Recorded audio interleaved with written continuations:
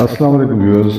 आज हम आपको बताएंगे कि हमल के दौरान माओं के बच्चों की नशोनुमा के लिए कौन सी मल्टी विटामिन्स मिनरल्स खाने चाहिए और कौन से नहीं खाने चाहिए। अक्सर माओं को ये पता नहीं होता, लाइल में खासतौर पर गाँव में या अनपढ़ औरतें होती है या कम लिखी पढ़ी होती है, तो उनको बड़ी तकलीफ होती है और इसमें जो है वो उन्हें मालूमात नहीं होती। तो इसके बारे में हम आपको बताएंगे कि कौन सी नशोनुमा लेनी चाहिए, कौन से मल्टी विटामिन लेने चाहिए। तो चलो वीडियो शुरू करते हैं। माँ बनना हर एक के लिए एक अलहदा तजुर्बा होता है। किसी के लिए बहुत मुश्किल और तकलीफदा होता है और कुछ इसको हंसते हंसते गुजार लेती हैं। हमल के दौरान पूरे 9 माह औरत मुख्तलिफ मराहल से गुजरती है।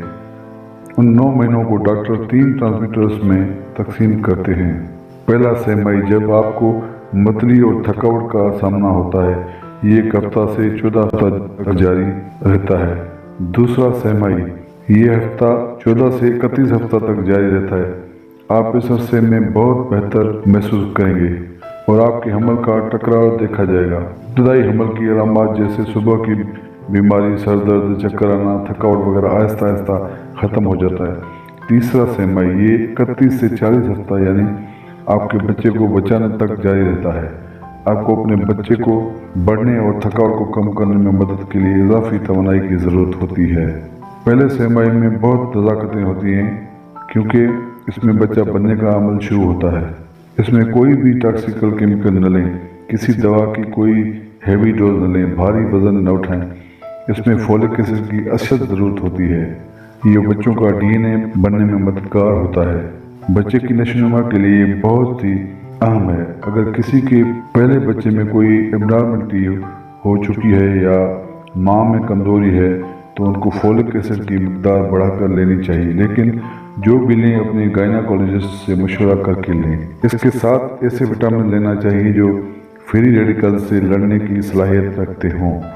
ऐसे खाने खाने चाहिए जिनमें एंटीऑक्सीडेंट की मिकदार ज़्यादा हो, आयरन ज़्यादा हो। सुर्ख गोश्त खाएँ, हरे पत्ते वाली सब्जियां, फल और दूध का इस्तेमाल ज़्यादा करें। विटामिन C और कार्बोहाइड्रेट सप्लीमेंट इस्तेमाल करें। 14 हफ्ते में बच्चे की हड्डियां और गोश्त बनना शुरू हो जाता है। इसमें भी अच्छी खुराक लेना बहुत ज़रूरी है, वरना बच्चे में किसी न किसी चीज़ की कमी रह जाती है या IQ लेवल कम होता है। जिन माओं में खून की कमी होती है, हीमोग्लोबिन कम होता है, उन बच्चों की दिमागी सलाहियत विटामिन की कमी की वजह से मुतासर होती है। विटामिन C में एक सलाहियत होती है कि वो आयरन को जिस्म में जज़ब करने में मदद देता है। बच्चे की हड्डियों की नशोनुमा के लिए कैल्शियम ज़रूर लें। विटामिन D ज़रूर लें। विटामिन D के लिए सन बाथ लें, यानी सूरज की रोशनी से फ़ायदा उठाएं। विटामिन K ज़रूर लें, ये प्रोबायोटिक के तौर पर काम करता है। विटामिन C, E और एंटीऑक्सीडेंट बच्चे की नशोनुमा के लिए बहुत ज़रूरी है।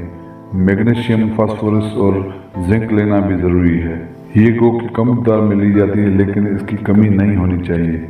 28वें हफ्ते में बच्चे का वजन बढ़ना शुरू हो जाता है। ऐसे में आपको कॉम्प्लेक्स कार्बोहाइड्रेट्स की ज़रूरत होती है।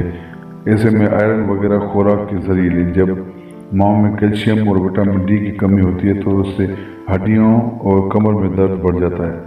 उस वक़्त कुछ माँ में शुगर या डायबिटीज भी हो जाता है, इसलिए ऐसे में मिठास का इस्तेमाल कम करें। तो व्यूअर्स, ये थी वीडियो। आप इन चीज़ों का ख़ास ख्याल रखें।